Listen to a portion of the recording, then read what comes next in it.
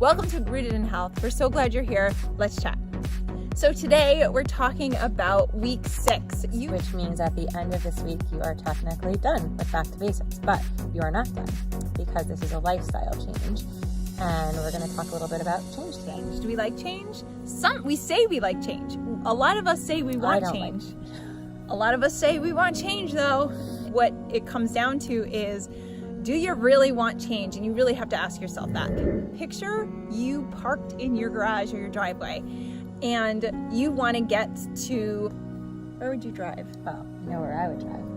Where would you drive? I would drive Oh, to Disney. World. What the heck was I thinking? Okay, yes, of course. So say Which is a long drive. And she does it. Picture yourselves in the driveway. So Lauren and her kids and husband are in the driveway and they want to get Mickey to Disney. Bears are on. And they are not leaving their driveway. They're not going. They're just staying there. And they really, really, really want to get to Disney, but they don't start the car or roll the wheels, apply the gas, and move forward. How are you going to feel? Not quite. You sure? I'm sure. Okay, she's sure. So she would not be too happy. Would the kids be all right? Would they be patient sitting in the car? I don't know. And how long would you sit there for? Would you sit there for like 10 minutes, 5 minutes, an hour, 2 days, a week, maybe a month, or maybe like 10 years? How long would you sit there for? Probably 5 seconds. Because your why is big, right? You want to get to Disney. For some of us, we have wanted things, wanted financial freedom, wanted to be pain-free, wanted a house, wanted a car, wanted freedom of not having to work so much so you can enjoy your family. There's a lot of things that we want. And in order to get there, there are some things that you need to leave. What does that mean for your journey? What do you need to leave behind? I were to make a list of things that I have needed to leave behind in order to move forward towards my vision or pain-free health, right? To be healthier, to be able to do more in my body. I had to leave behind things like fear of change, fear of being vulnerable, and allowing myself to try harder in areas that I'm not comfortable with. And that includes leaving behind self-doubt, because we get in our own heads and say, I can't do this, I can't find the time. Can't. You have to leave behind the word can't. Leave behind the idea that something is too hard for you, to find a way to make it, that you can start that car, that you can start going. Even if it's just leaving behind that inability, that fear that keeps you from starting, that self-doubt that says, you know what, that's not for me. I can't do what they do on social media, who seems to have it all. Or, the person that can go out and run a marathon. That doesn't mean that it's not good for you to walk a mile. Yeah, maybe you're not going to run a marathon, but you want to get started and you want to make a change. So you have to let go of whatever's holding you back.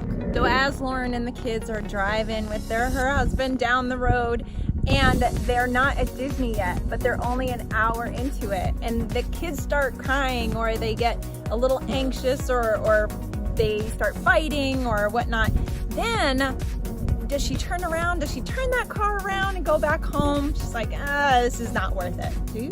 I don't. No. And if I'm being completely honest, there are moments that in my head I say, we are never going to make it. There's no way. We can't go any further. And I think that my husband's right. We're not going further. But he knows better, God bless him, and they keep going forward. Yes, but you are going to have those same bumps in the road on your journey. You're going to have the days when you say, this is it. I took on too much. This is not for me. I can't make these changes. So don't listen to that negative voice in your head that's trying to keep you from achieving or receiving actually your vision, the goodness that you were created for.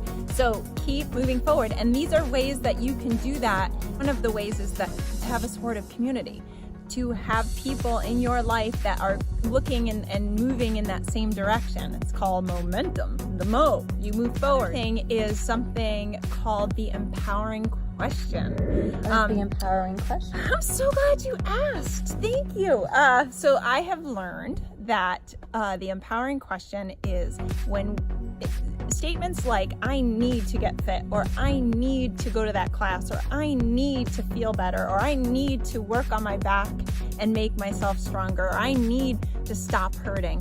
Those are sort of powerless statements because it just sort of puts out there that your back hurts, or you're in pain, or it just kind of puts that out there. When you start asking questions like, how can I make it to class at 5:45 a.m.? Or how can I meet up with Lauren to work on my posture? Or how can I run half a mile when my knee is bothering me? What steps can I take to get my knee stronger to run? What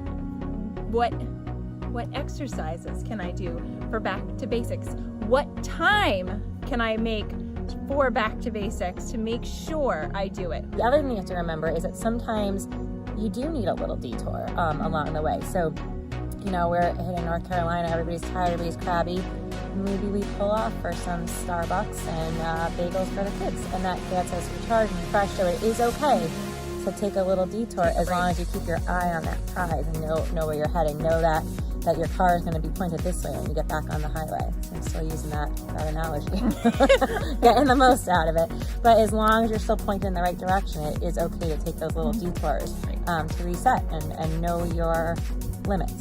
So basically, move forward, have a plan for when you feel derailed. Not necessarily you are derailed, but when you start feeling that pull away from your vision, have a plan to come on back. Yeah, know that detours are okay and actually a good thing as long as they don't derail you from your path. We are grateful you are here as a Rooted in Health community. Thank you for showing up, taking the time to listen, and now you're Rooted in Health.